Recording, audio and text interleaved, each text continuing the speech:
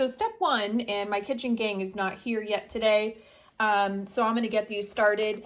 But these are the corn husks that we're going to be rolling and cooking the pulled pork and corn mesa in. And we're going to let these soak. So ideally these would have soaked overnight, but these are pretty fresh, so they're not very dry and brittle. And so we're just going to kind of let these guys sit until everybody shows up, and we will drain and rinse them, and that should be ready.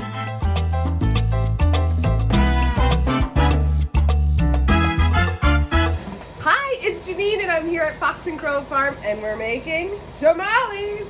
Check out the first step, boiling some chilies. From there, it's gonna head to the blender. We're gonna make a chili sauce, and then some of it's gonna head over into the masa, which is the gold of the tamales.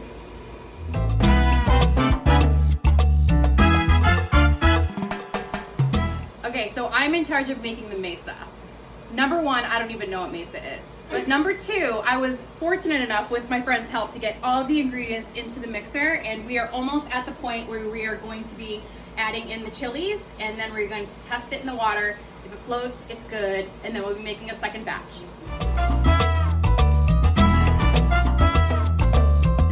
But I am enjoying the snacks that were laid out on the table when I got home. So that's pretty neat.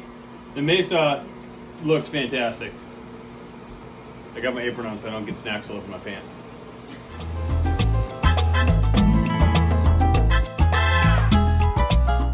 Hi, my name is Erin Stone. I'm with the Fox and Crow Farm, and I've invited my two friends, Nikki and Janine, to help me make pork and turkey tamales. We're using an authentic Mexican recipe that also includes our pasture-raised pork. I did 2.5 pound pork shoulders that have been slow roasted for 10 hours each, and then we shredded that. We have Janine making the red chili sauce. Nikki is making the corn mesa. I've already pre-soaked the corn husk for today, and I also saved the pork broth that came from those pork shoulders, strained it, and we're using that pork broth in the mesa and as well with the red chili sauce.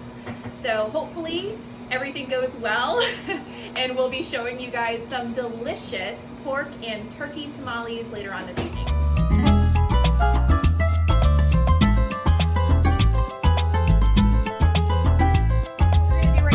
This is an extra corn husk, and we're actually going to just pull some strips off of one. We're going to use this to tie the tamales nice and tight, and I just do that because when they freeze and you reheat them in the microwave, we don't want them falling apart.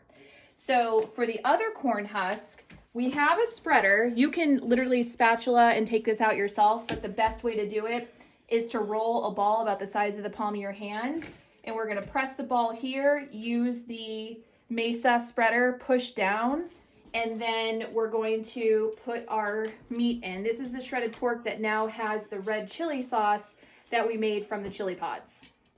So one of the tricks with cooking tamales, we're just getting ready to steam ours, and they're gonna be steaming for up to 3 hours. So I put marbles in the bottom of my steamer pot so I can tell if there's still water in it. We don't want all the water to evaporate out because it's obviously not gonna do what it's supposed to be doing. If you hear a clanking noise, you know there's no water. If they're still floating and it sounds soft in there, you know that you're still good. What that we're using is just a large double boiler. Basically, the water's down here and our steamer is up on top. And we're gonna be placing a bowl in the middle of this pot, and that's to ensure that all of the tamales stand up straight while they're steaming.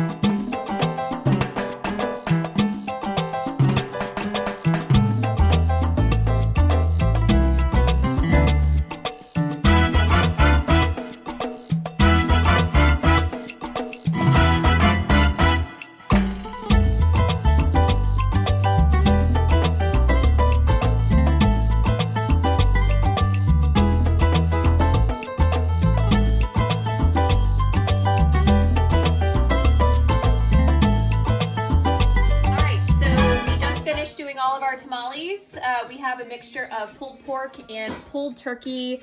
All of them have been seasoned with that red chili sauce that we made. And we have this filled at the bottom, the steamer, with water. And what we're gonna do is take some of these extra wet corn husk, and we're just gonna cover the top of the tamales. We're gonna do one last layer of a wet dishcloth. This is super important. This is actually what's gonna help cook these quicker. We'll put the lid on it and we will steam these for the next 3 hours.